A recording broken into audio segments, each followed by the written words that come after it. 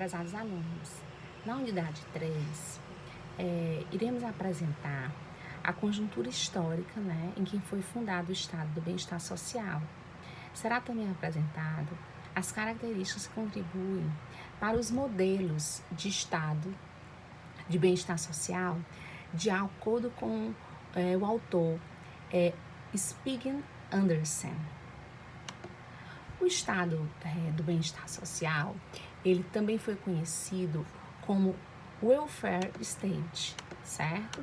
Ele teve a sua concepção primeiro na Europa, após, né, a Segunda Guerra, e essa foi uma concepção para garantir o pleno emprego, né, dos cidadãos, e que assim todo mundo pudesse ter acesso aos bens de consumo e aos serviços sociais básicos, porque as pessoas poderiam trabalhar mais tranquilamente, né?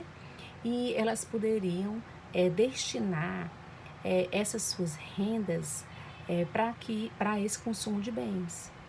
Esse modelo, ele também foi adotado, né, nos Estados Unidos, a partir da década de 30, pelo presidente Roosevelt, depois da quebra, né, da Bolsa de Nova York,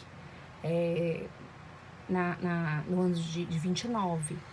Então, a partir daquela quebra, se foi pensado, né, em maneiras de acabar com aquela recessão em que o Estado estava enfrentando. Então,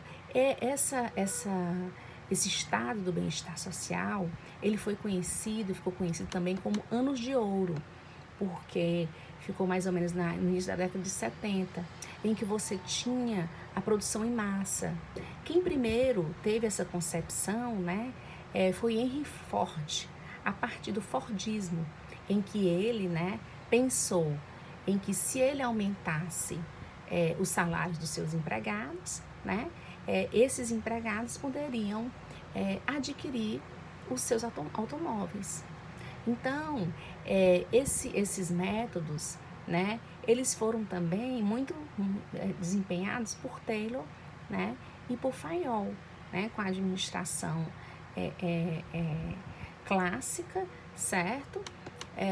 Esses grandes precursores da administração científica, certo? Eles tiveram essa mesma concepção, né, em que você poderia produzir em massa para que assim você reduzisse os custos, pudesse controlar o tempo de trabalho das pessoas, reduzindo os desperdícios, né, e tendo maior produtividade, certo? Então, a gente tiveram, né, esses modelos do bem-estar social.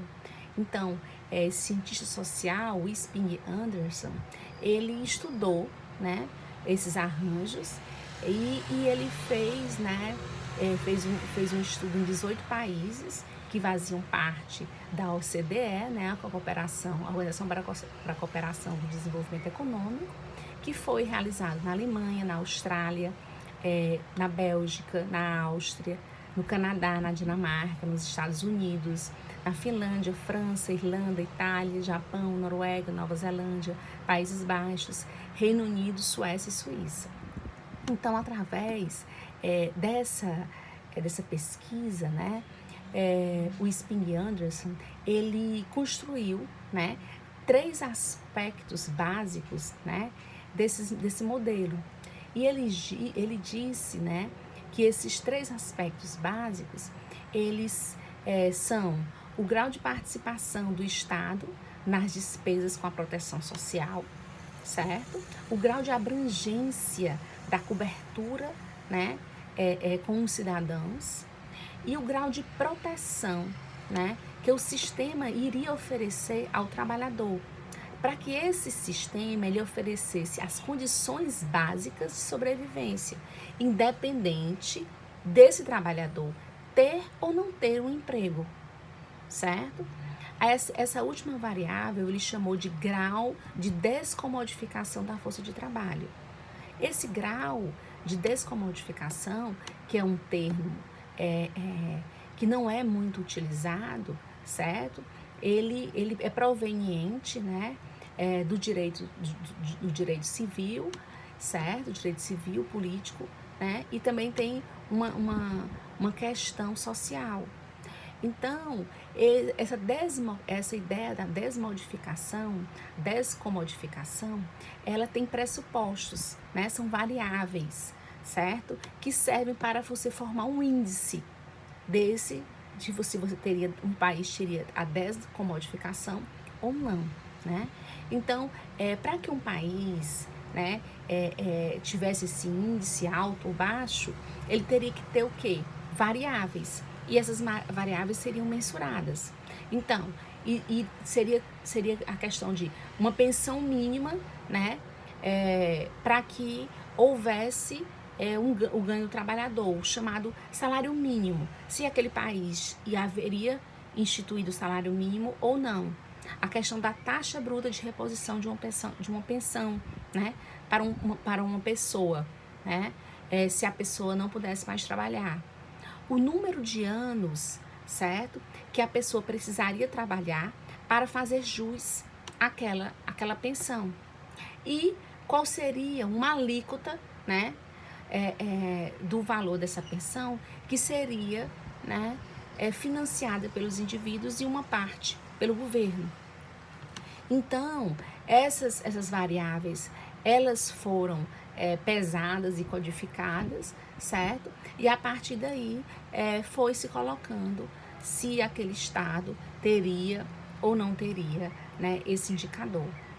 O estado do bem-estar social, ele tem, vamos dizer, um sistema, né, que ele preza também pela proteção das pessoas, né, que estão trabalhando e cidadãos que fazem parte daquele país.